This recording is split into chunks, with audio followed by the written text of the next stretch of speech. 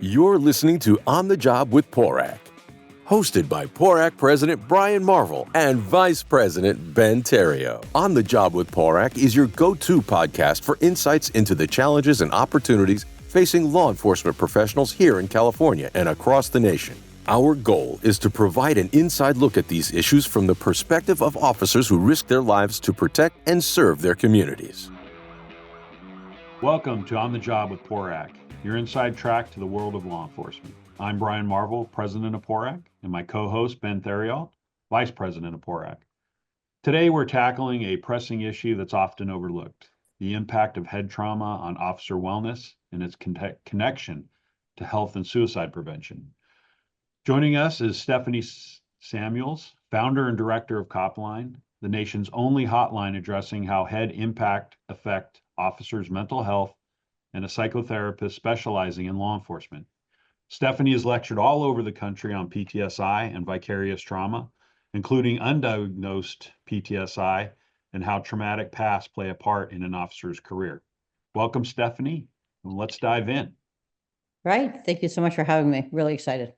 No, great to have you on, and really appreciate everything that CopLine has done for the members of our profession. I think we try to spread the word the best we possibly can, and I know you're doing incredible work at the organization and making sure that folks have the ability to reach out and have somebody to talk to.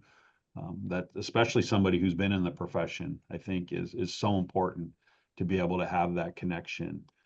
But for today's episode, we're talking about something that is really not discussed. Honestly, I know you sent me that article about 60 Minutes, was very eye-opening. Both Ben and I served in the military, and you don't really realize, some of the injuries that we suffer due to the concussions from, fragmentation grenades or concussion grenades, just shooting the regular firearms. So why don't you talk a little bit about this new, I don't know if it's new research, but just that's sort of coming to light that needs to be brought forth, and, officers need to start talking about this. Yeah, I absolutely. So I think folks have been looking at different pieces of this, but I don't think they were all pieced together kind of the way that we've been able to piece it together now. And so, I think everybody's been frustrated with the suicide rates of law enforcement. I'd say over the last 10 years, we have done a far better job of being able to discuss, mental health in law enforcement. We have wellness apps, we have wellness units. I mean, you just, kind of, the list goes on. There are many times, and I'm sure that you've noticed that I'm not at many conferences. It's because that this is not always the best mouth to go to the public domain for. My guys do a much better job, but part of that is, I've walked into rooms and people are, CopLine, that you've been doing a great job. And then everybody else is kind of talking about what they're doing and how great they are. And I'm like, we all suck. We all suck. We haven't been able to get the suicide rates down. There is no reason for any of us to be puffing up our damn chest. We have all failed. I mean, it's just, it's the reality. I'm somebody who has always been pretty reality based. And as you said, I mean, I am still in a very sizable private practice. I mean, CopLine was and will continue to be my pay forward. My living is made and continue to serve a population that is just incredible. So, looking at the suicide rates, looking at my officers and unique population, I've got guys that have been with me for 20 years. The good news is they're not talking about the same stuff that they were talking about 20 years ago.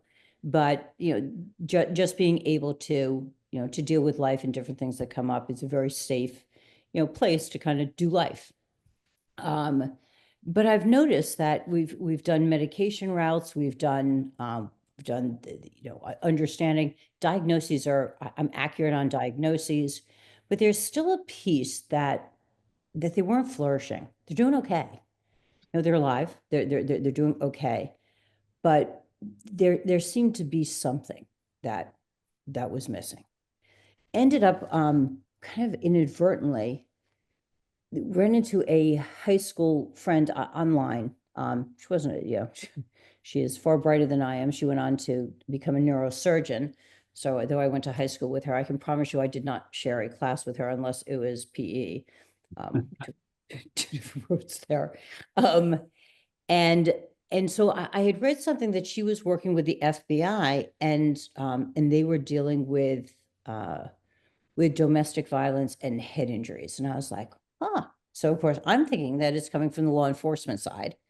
And I get in touch with her, and it's not. She was working with law enforcement to be able to identify and to work with officers and FBI agents who are dealing with domestic violence victims, because often when they went into their homes, they would recant, they seemed to be avoidant in conversation. I mean, I don't know how to explain. And so she wanted to educate them in helping understand that this could be due to a brain injury, that strangulation, that being tossed up against a wall, even if they had not hit their head, that what they were seeing could very well be from a concussion. So I'm like, like, tell me more about this. And so she had shared that the agent that she was working with had said, hey, this is what has happened to me over the years. Do you think this could be from concussions? And so that kind of let me look at what I'm looking at every day of my life through a very different lens and do a really deep dive. If I asked 100 police officers if they have ever had a diagnosed concussion, I'm going to tell you that less than 20%. My older cops are probably going to say no. My younger cops, well, that probably 20% of them would say yes. But most of them have not. But if I said to them, have you ever gotten your bell rung? My guys look at me and they're like, countless times, like countless times. Sure. So really understanding what this is about. So then truly getting very much involved and now learning and understanding what repetitive head impacts, non-concussive hits to the head look like. Statistically speaking, in law enforcement, profile of a cop looks like this. Somebody who has grown up in crisis, does well in crisis, doesn't know how to live without crisis. Somebody who has issues with a father figure, significant loss early in life. Somebody who has history of abuse, emotional, physical, sexual, or neglect. Makes for a good cop, makes for a difficult home life. Given that, it is the common question that I ask and give the profile of a cop. That profile has not changed in 35 plus years in my practice. So get his history, but then get the contact sports, get how many times he had loss of consciousness, bar fights, short stops in patrol vehicles. It just, defensive tactics, evac training. So so I've got this list, and what we know is that the brain keeps score. So I end up sending Dr. Cantu an email in the middle of the night. I had no idea who Dr. Cantu was. My other frustrating piece, which you will certainly hear me be quite verbal about, is the billions with B of dollars we spend sending our officers to inpatient programs, okay? And the recidivism rate when they get out of inpatient programs. So I had, after the Boston bombing, I was hired by Boston, by the police department, and worked in their peer support unit. Amazing experience, amazing people, and was able to set up a program out of McLean Hospital, which is Harvard Psychiatric. It's called LEADER, Law Enforcement Active Duty Emergency Responder. So called up the person who I've been closest to, who's one of the chief of trauma and mood dysregulation over there, and said, what am I missing? Because clearly I'm missing something. And who the hell deals with concussions when you guys see this? And she's like, because they're brilliant. She's like, oh, Dr. Cantu. I'm like, who the hell is Dr. Cantu? So she tells me who Dr. Cantu is. Make a long story short, send him an email, middle of the night. Dr. Cantu writes back and says, hey, we never looked at law enforcement. They've looked at military. They've looked at, obviously, NFL, they've looked at NHL now. So he was wonderful and said, I will clear a schedule. I'm back in on such and such a day. It was a month from now, but we'll look at this. We're so frustrated with the substance abuse, but when you understand a frontal lobe injury and impulse control issues, what jams up cops? Impulse control stuff, right? And yet we don't take care of their brains. You get into a motor vehicle accident, you go to a hospital, at best, you're going to have a CAT scan for one reason. Do you have a brain bleed? If you do not have a brain bleed, off you go. There's no 72 hours later where you're going to have an MRI. There's no follow-up with a neurologist. There's nothing. We just figure, okay, that's it. So when I was up there, I spoke to Dr. Cantu and I said, I'd really like to do research. Like, I think that this is going to be one of the big pieces. And he felt, and I had interviewed him, and he felt that we were going to see the same percentage of people in law enforcement that they saw in the NFL that would have CTE. And at that point in time, I'm like, oh God. But interesting, CTE is not from concussions. It is truly from repetitive head impacts that most of the time are non-concussive. I think that couples with the fact that once you actually get into the profession, that we continue to do contact type of activities where you have the trauma that continually builds on what you over your lifetime growing up. So what the researchers have found is, so CTE is this very, it's the abbreviation for chronic traumatic encephalopathy, this really big word that really is the developing of something called the p-tau protein. And why this is important to understand is that statistically speaking, we see a higher percentage in this, we'll do the NFL because that's what we've looked at, of individuals with Parkinson's, with early onset of Alzheimer's and ALS. Now, when I have looked at my officers, I'm seeing those three pieces as well.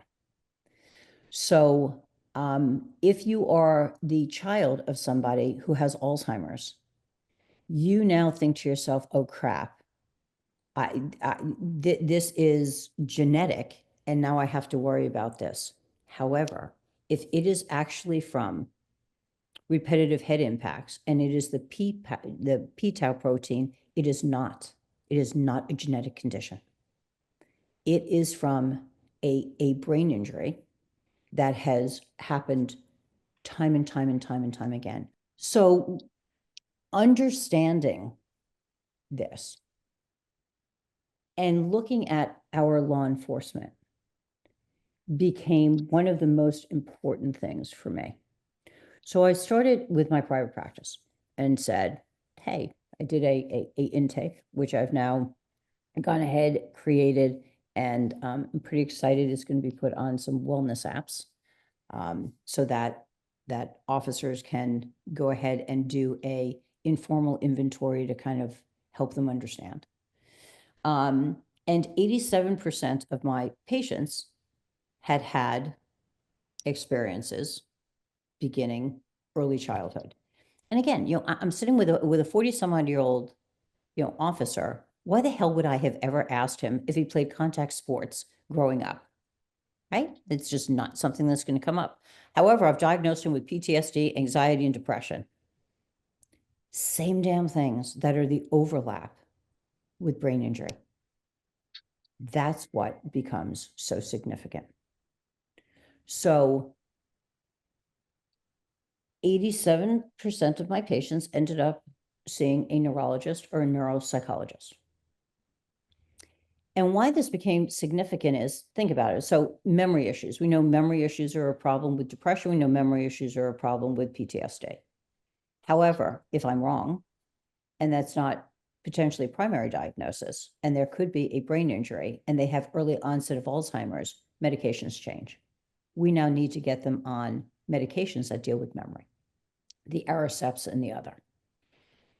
But we also have a group of psychiatrists who see first responders that also don't look at this and ask any questions about prior head impacts or injuries. It is so prevalent. So Texas TMPA, just amazing group of folks, as you know. I know you're close with Kevin and stuff. So brought this to Kevin and said, hey, and Kevin was cute. He's like, what's your ask? I'm like, the ask is that you send this all out, and the ask is that you ask Brian to do the same thing. So we went ahead and we sent it out to TMPA, and that's where some of the really interesting stuff came in. And again, pilot study, flawed in certain ways. We've put in for grants, as you know, and at that point, things would be done quite differently, but really yielded some interesting information. So we know from TMPA that 93% of the individuals that had been diagnosed with PTSD by a mental health professional, 93% of those individuals that were diagnosed by somebody like me had 1 to 5 concussions. We know that 50% of them had 15 or more. We know that after 3 diagnosed concussions, that the NFL starts talking about retiring. We're not talking about anything. That's part of the problem. And yet we are constantly putting our officers in harm's way without knowing it. What do you think departments can do to, address the issue and minimize those exposures? Great question. So I think if you are running SWAT trainings, I think that we need to be quite mindful of the next day where we send our SWAT guys that have trained. I would not then back it up by firearms training the next day. I would not do defensive tactics. I would love to be able to give them some type of day where they're not going to be exposed to the potential of head impacts or trauma.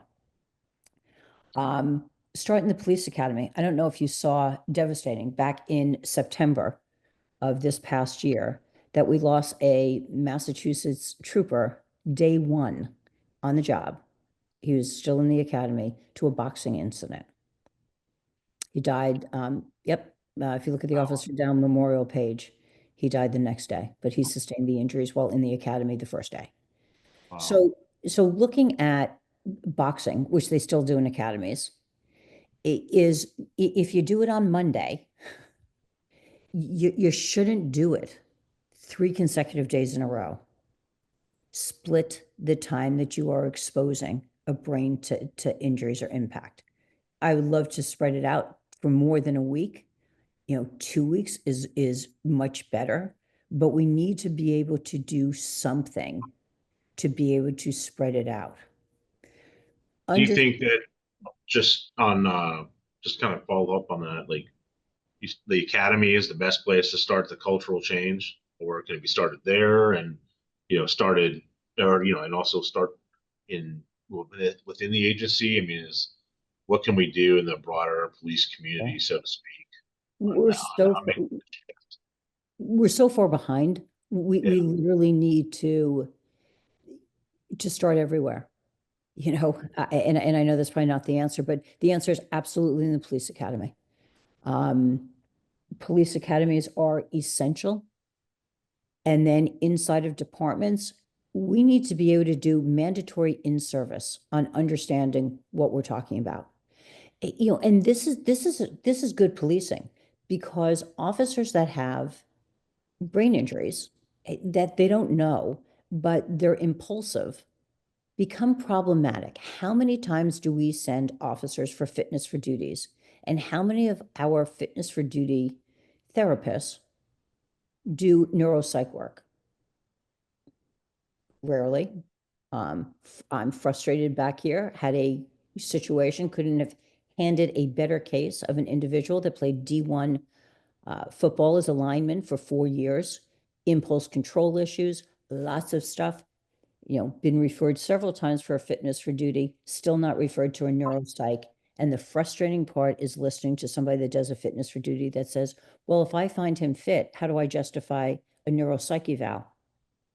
Well, easy. If they're fit for duty, they should be passing a neuropsych. It's that simple.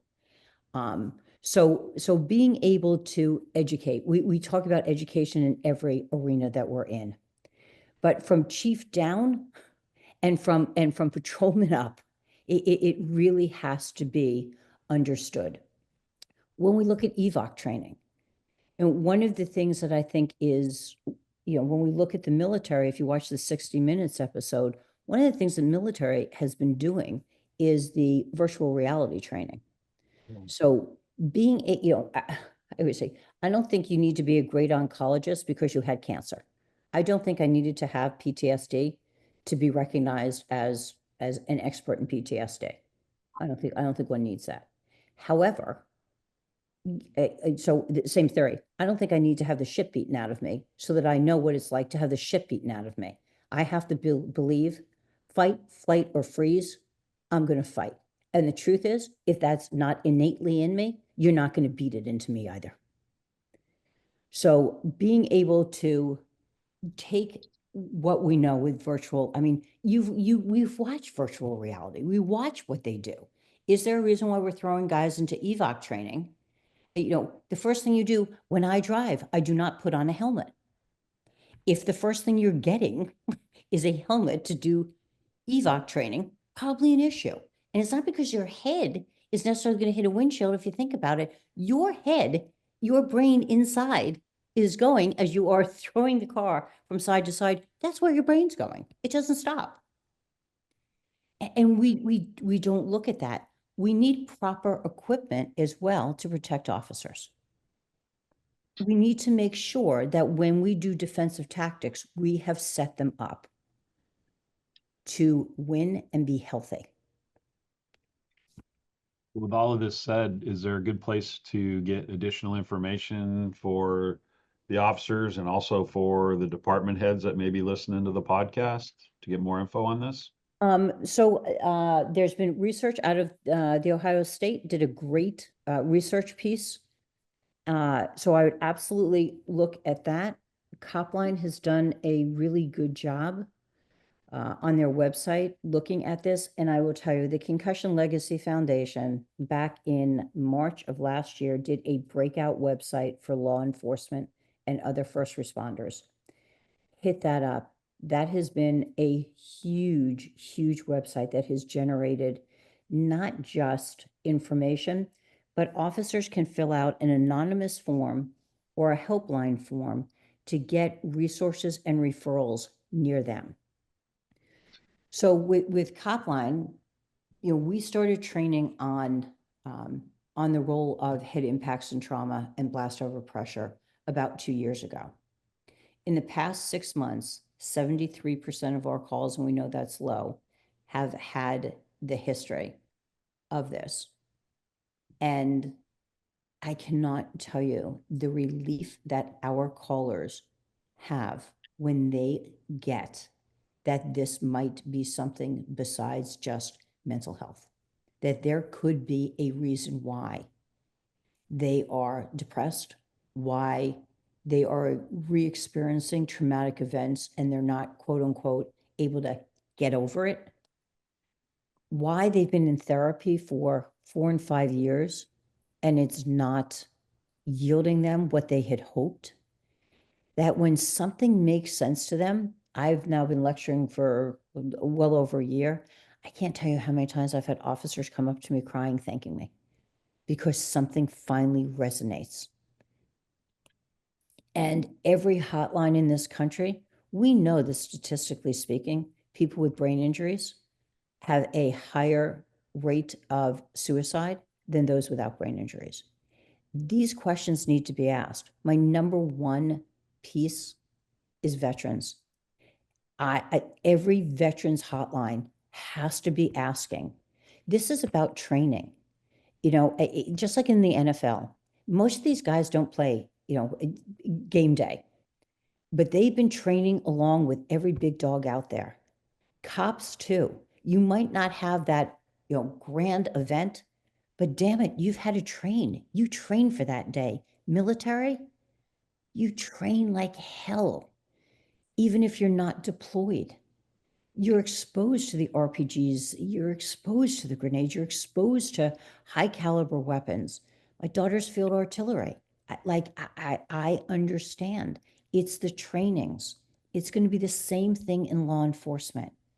But if we don't help articulate and help these departments understand, we're going to continue to see the suicide rates as high as they are. This is a serious issue that definitely needs to be addressed. And, it's sort of interesting. Like San Diego has a really robust historical foundation, historical group. And, you look back and we had doctors that were actually badged police officers.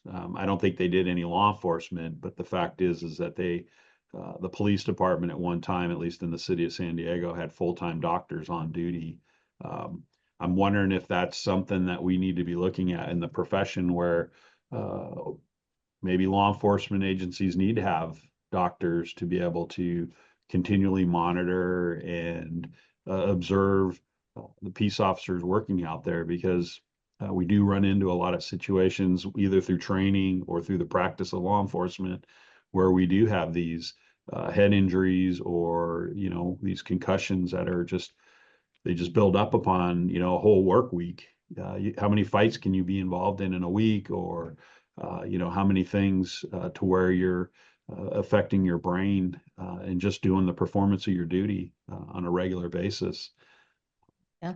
A lot of good information here, and I really appreciate you talking about this, because I think we need to know more about this and how it affects law enforcement and our members. I'm hoping that we can get some legislation. I will be sending you what has been written, which has best practices and protocols as well, to be able to start changing and acknowledging on, a statewide level, hopefully at some point federal, but to be able to make sure that our law enforcement officers are taken care of. I worry about the workers' comp portion of it. I worry about other states. You worry about who's going to come after this with big guns that has a vested interest in it. Is cheaper. I hate this, but I'm going to say it. It is cheaper many times for officers to die than it is to treat them. Yeah. And it can't be that. It can't be that. And it does ultimately come down to a money issue at some point in time. I mean, we see it here in California with the workers' comp system. And trying to streamline that's been extremely difficult. And I like the baseline stuff that Ben and you had talked about earlier in regards to, you see it in the fire departments, especially after 9/11, where they start to baseline firefighters with the toxic chemicals that they inhale because of the firefighting aspect of it. But I'm wondering if this is something that we may need to baseline with officers coming into the profession from day one. Once they're accepted and hired by the agency, they get a baseline reading on that, and then they're monitored over their career.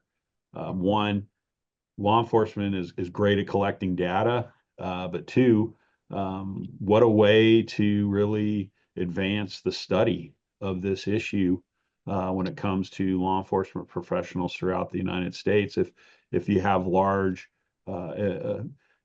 a large data set of people that are actually practicing law enforcement throughout the United States.